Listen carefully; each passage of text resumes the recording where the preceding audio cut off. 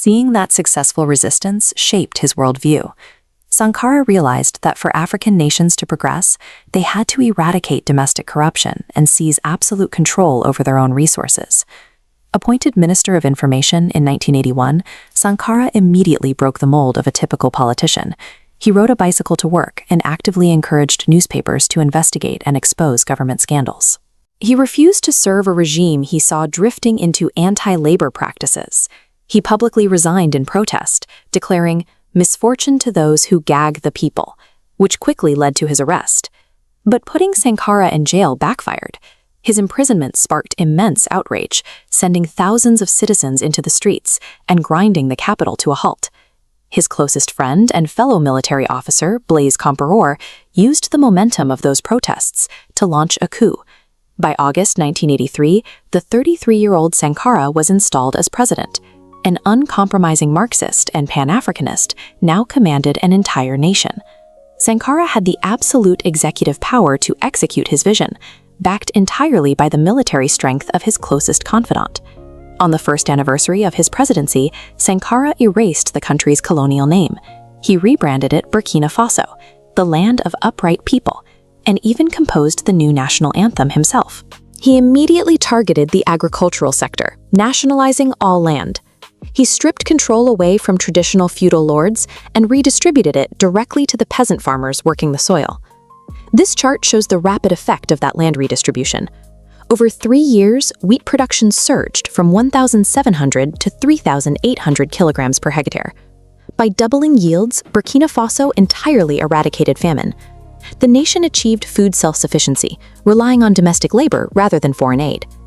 This ethos of self-reliance spread to massive public works. Citizens laid hundreds of kilometers of railway track by hand and planted over 10 million trees to halt the advancing desertification of the Sahel. In a matter of months, Sankara validated his core economic thesis. He proved an impoverished African state could build infrastructure and feed its people without taking loans from the International Monetary Fund. His administration moved at the same aggressive pace in public health. Within weeks, government programs successfully vaccinated 2.5 million children against meningitis, yellow fever, and measles. Sankara aggressively enforced gender equality. He outlawed female genital mutilation, forced marriages, and polygamy, while actively recruiting women into the military and high-level cabinet positions. To dismantle the culture of political greed, he cut his own presidential salary to $450 a month.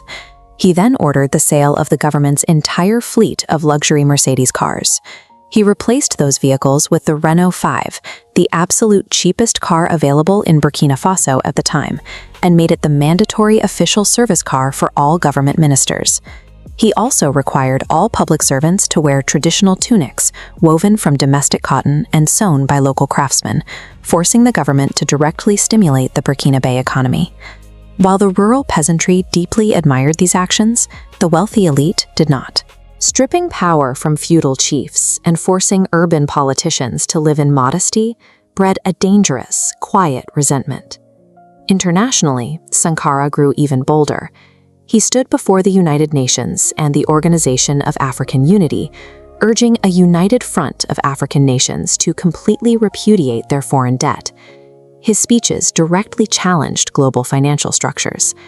This alienated the former colonial power, France, and severely strained relations with neighboring African leaders who maintained close ties with the West. At home, the political climate worsened.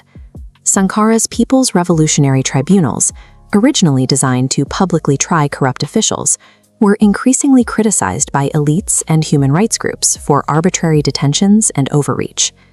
With his domestic enemies aligning with hostile foreign powers, Sankara found himself surrounded, politically isolated, and increasingly vulnerable.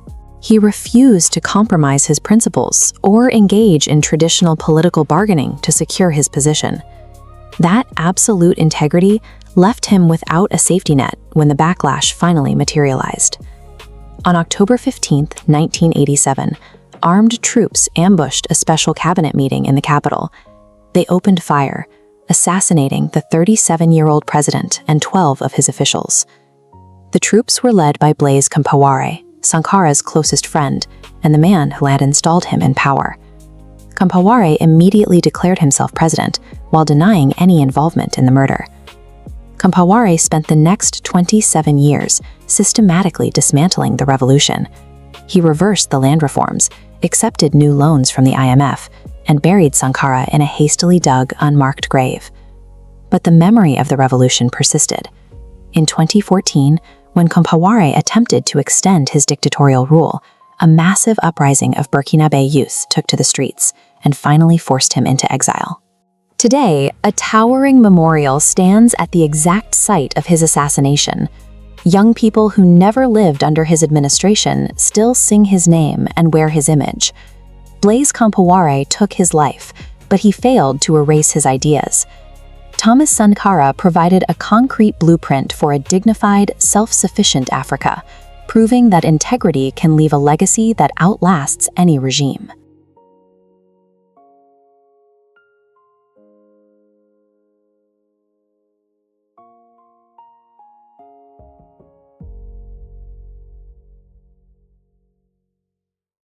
Before the modern world, before nations rose and fell, there were stories. This is not just history, this is our heritage.